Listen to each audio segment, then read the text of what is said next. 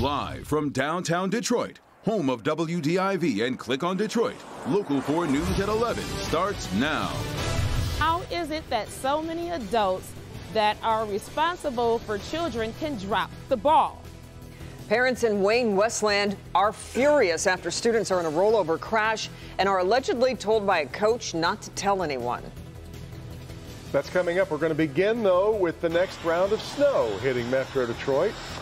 Good to have you with us tonight for Local 4 News at 11. Here we go again. The snow arriving late tonight, and it's going to mean for slick conditions come drive time. That's right. Here we go again. Let's get right over to Ben with how much snow to expect by tomorrow morning. Hi, Ben. You guys have pretty much been used to this. It's just the little stuff that we're expecting. 4 Live radar looks like just about everybody has that snow, but when you start looking at visibilities, it's a pretty small area here in the Metro and West zone where those visibilities are below 2 miles. That's indicative of accumulating snow. Even though it is still coming down at a decent clip around there, it's a little bit lighter. Now, snow chances are going to take a little bit of a dip here overnight, but just about the time we get back to the morning commute, they go back up to probable and stay that way until about 10 o'clock before dropping off into the midday hours. So most of our snow is going to be front loaded in the first half of Thursday. It does look like we're going to see about 1 to 3 inches of snow by the time it's all wrapped up. And then here come the temperatures. 28 at 8 a.m. We may recover to 32, but that's as warm as it's going to get.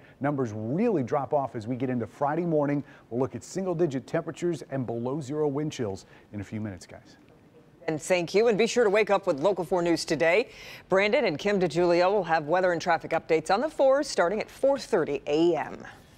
Tonight, Spartan Nation got to meet their new $30 million man. That's right. Bernie's here with Mel Tucker's first public comments since taking the job. You are correct, and we've gotten some money numbers recently, too. The Mel Tucker era began at Michigan State tonight, and to think just a couple days ago, it looked like there was no chance this was ever going to happen. Funny what a big pile of money will do. We've got highlights of Tucker and State revisit him after he said no the first time. This time they brought along a 6-year deal worth $5.5 million to start. We're talking about $33 million total, folks. That doubled, more than doubled his salary from Colorado. 5-7 with the Buffaloes last season, his only season as a head football coach in the college game. But in East Lansing tonight, he said what every coach says at this time. Dream was to come back here and be the head coach. That was my dream, you know. When you work for a guy like Nick Saban and you see him do it, you know, you can't help but to aspire to be able to be in that position one day and do that. So this is certainly a dream come true for me.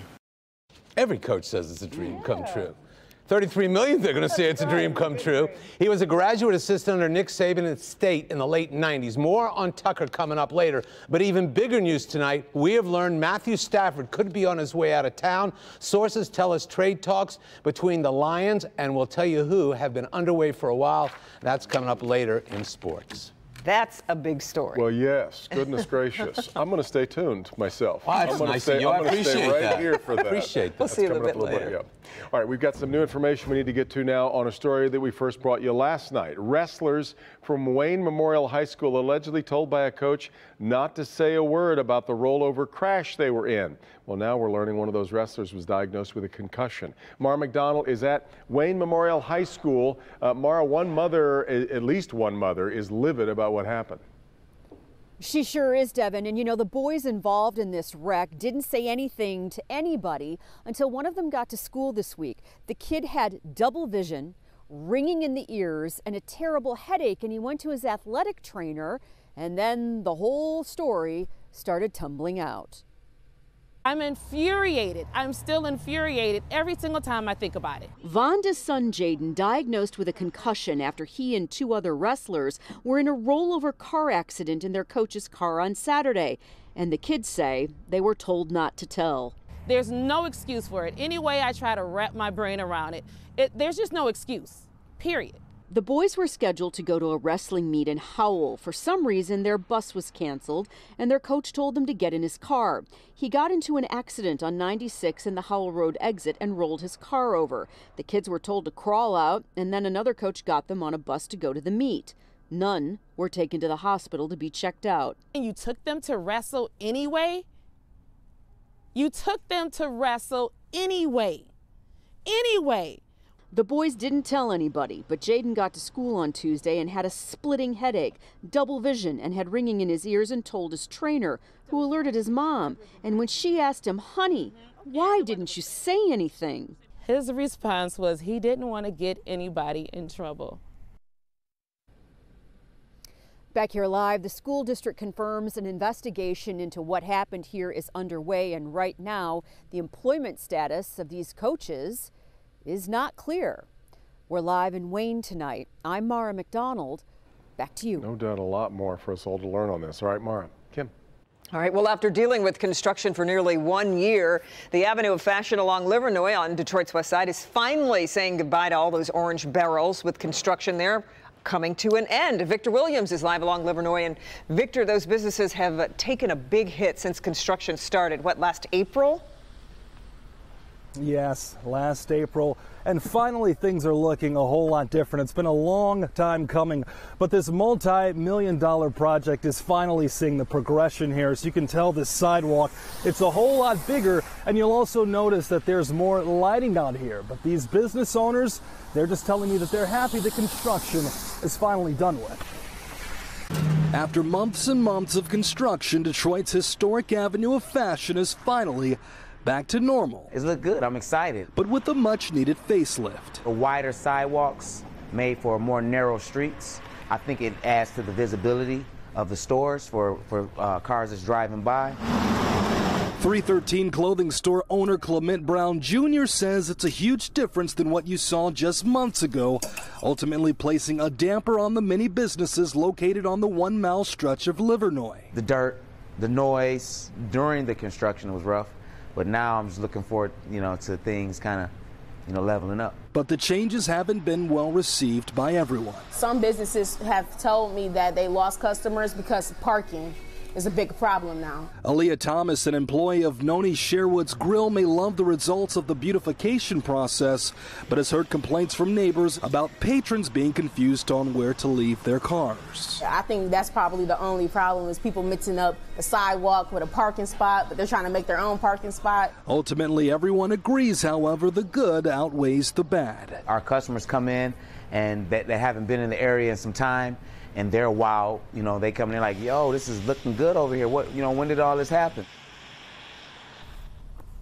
And we have noticed cars coming a little bit faster than usual here on Livernois Avenue. The speed limit is about 30 miles per hour, but I personally have seen cars going way faster than that. And with this being a pedestrian area, we'll just have to see how all of this plays out in the future. In the meantime, we are reporting live from the west side. Victor Williams, Local 4, back to you.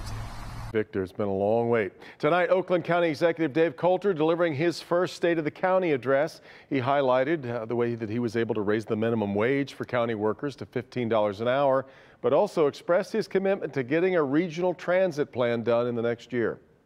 I believe that transit will make our region more competitive economically and attract younger people who want transit options. And for those who are skeptical, there might be one or two of you here, I say, give us a chance. Come to the table and help us craft a plan that works for Oakland County. Now, Coulter is, of course, the first Democrat to lead Oakland County, taking over for longtime County Executive L. Brooks Patterson, who passed away last August. Tonight, we await word on what charges a man will face in connection with the beating death of a well-known local hairstylist. Bashar Kalabat was found dead last night in a room at the JZ Motel near 8 Mile in Gratiot. Police later arrested a man in his 20s who was caught on surveillance video leaving the motel. Police are also investigating whether the two men met on a dating app. Kalabat was a nationally known hairstylist who was working in Birmingham. He was 56 years old. Tonight, Attorney General William Barr confirming he is going to testify in front of the House Judiciary Committee. Committee Chair Jerry Nadler released a letter showing Barr is going to testify at the end of March.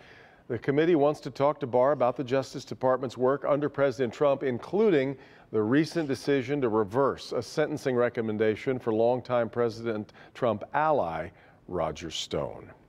Well, still ahead, researchers believe it may be the key to better grades. It's interesting what children should be eating to help them improve in the classroom. And ATV riders terrorizing a neighborhood, and it's going beyond joyriding. New tonight, why police are so desperate to find them. Coming up first, a Michigan judge defends a controversial sentencing.